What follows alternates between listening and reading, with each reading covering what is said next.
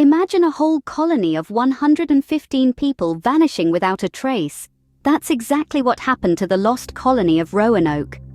Our story begins in the late 16th century during the reign of Queen Elizabeth I, an era of exploration and colonization. The year is 1587, and the stage is set for one of the most baffling mysteries in history.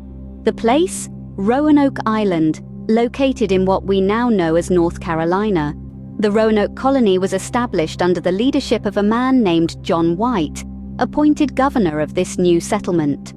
A group of English settlers, men, women, and children, dared to carve out a new life in this foreign land, leaving behind the familiarity of their home for the promise of a brighter future. Life in the New World was not without its challenges. The settlers faced hardships, from the harsh weather conditions to the tense relations with the local Native American tribes. Yet they persevered, building houses and planting crops, hopeful of their new start. But the colony's supplies began to dwindle. Governor White made the difficult decision to return to England, leaving his family and the other settlers behind. His mission? To bring back much-needed resources to sustain the fledgling colony. Little did he know, this would be the last time he would see his loved ones and the other settlers. After a longer-than-planned 3-year absence due to the outbreak of the Anglo-Spanish War, Governor White finally returned to Roanoke in 1590, but he was met with an eerie silence. The bustling colony he had left behind was deserted. The houses were dismantled, and there was no sign of a struggle or a hurried departure. Even more intriguing was the word Croatoan carved into a nearby post, the only clue left behind. When Governor White returned from a supply trip to England 3 years later, he found the colony deserted, sparking one of history's most enduring mysteries. The fate of the lost colony of Roanoke remains shrouded in uncertainty, a chilling tale of disappearance that continues to intrigue us to this day. The only clue left behind was a single word, Croatoan, carved into a wooden post. This cryptic word has intrigued historians and mystery lovers alike for centuries. Croatoan, you see, was not a random choice of letters hastily etched onto the wood. Rather, it pointed to a nearby island and a tribe of the same name. This tribe, the Croatoans, were known to have friendly relations with the settlers. The island, a stone's throw away from the Roanoke settlement, was a place the colonists were familiar with. So, did the settlers seek refuge with the tribe during hard times? Did they move their settlement to the island? Unfortunately, these questions remain unanswered. Further searches for the settlers or signs of a relocated colony yielded no results. The word Croatoan offered a tantalizing hint, a glimmer of hope, but in the absence of additional evidence, it only served to deepen the enigma. But without further evidence, the clue only deepened the mystery. Could a severe drought have led to the settlers' disappearance? This is one theory that has been considered in the mystery of Roanoke, based on the climate conditions at the time. In the late 16th century, when the Roanoke colony was established, the area was experiencing what has been described as the worst drought in 800 years. This was discovered through the analysis of tree ring data, a scientific method that can reveal past climate conditions. This method revealed that the years between 1587 and 1589 were extremely dry, coinciding with the time when the Roanoke settlers disappeared. The settlers of Roanoke, many of whom were not accustomed to such harsh conditions, would have struggled to grow crops and find fresh water in these circumstances. It's plausible to think that the extreme drought could have led to severe food and water shortages, making survival increasingly difficult. In such dire conditions, the settlers may have decided to abandon the colony in search of better prospects. They could have attempted to return to England or tried to join nearby Native American tribes. However, this journey would have been fraught with danger, from exposure to the elements to potential conflicts with native tribes. But the drought theory, like all the others, is not without its holes. For one, it doesn't explain the Croatoan carving found on a post in the abandoned colony. If the settlers had left due to drought, why leave this enigmatic message? Moreover, the drought theory doesn't account for the complete absence of bodies or any signs of struggle. If the settlers had perished due to the drought, wouldn't there be some trace of their demise? Perhaps the most puzzling aspect of this theory is the silence. Why was there no mention of the drought in the accounts of those who returned to Roanoke?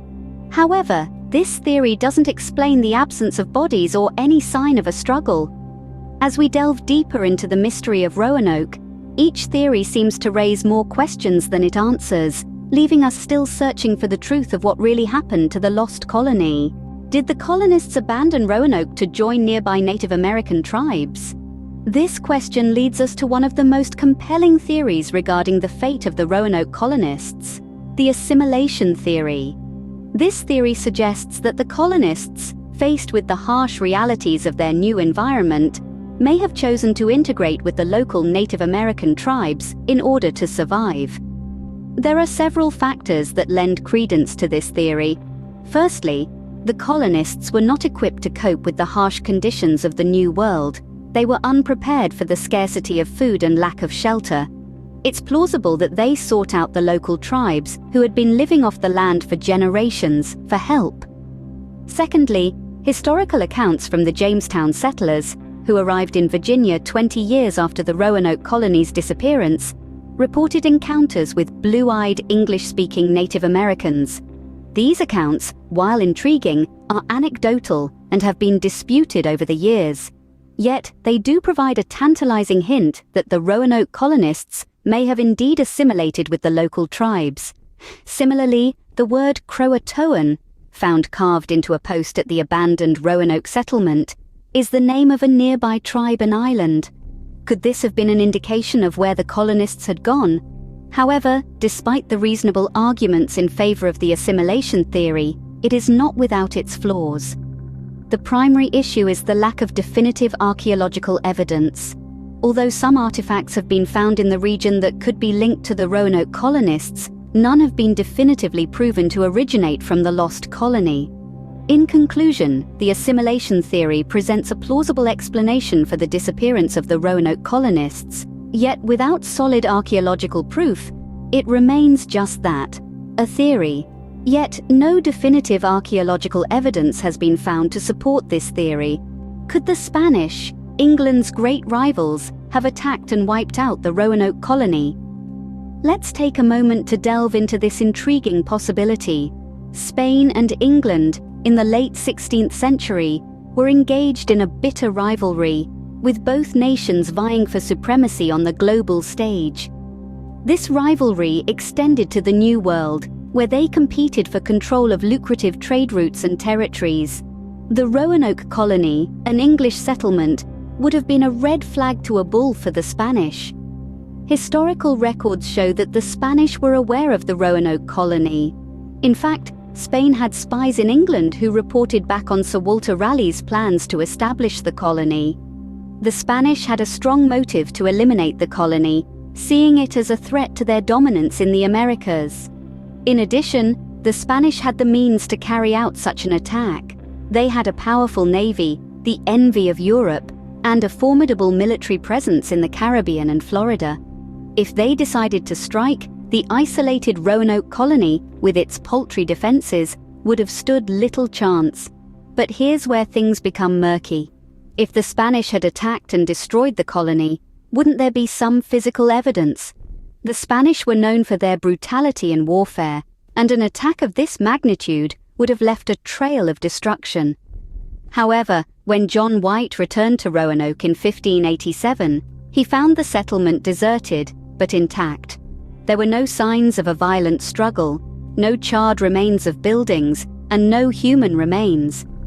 It's also worth noting that there are no Spanish records of such an attack. The Spanish were meticulous record keepers, and it seems unlikely that they would have omitted a significant military victory over their English rivals. So, could the Spanish have wiped out the Roanoke colony? It's a tantalizing theory, steeped in the political intrigue and warfare of the time. But once again, this theory is challenged by the lack of physical evidence of an attack. Despite numerous theories, the fate of the lost colony of Roanoke remains an unsolved puzzle. We've delved into the Drought Theory, Considering the historical evidence of severe weather conditions that might have led to the colony's downfall, we've explored the assimilation theory, which suggests the settlers might have joined nearby indigenous tribes. We've even examined the possibility of a Spanish attack, given the geopolitical tensions of the time. Yet each theory leaves us with more questions than answers. It's this enduring mystery that keeps the story of Roanoke alive. Scholars and history enthusiasts continue to dig deeper, literally and figuratively. New archaeological excavations offer potential clues, while innovative research methods promise fresh perspectives. The truth may be out there, buried beneath centuries of history and speculation. Or perhaps, it's forever lost to time. The lost colony of Roanoke continues to intrigue us, a haunting reminder of the fragility and uncertainty of life in a new world.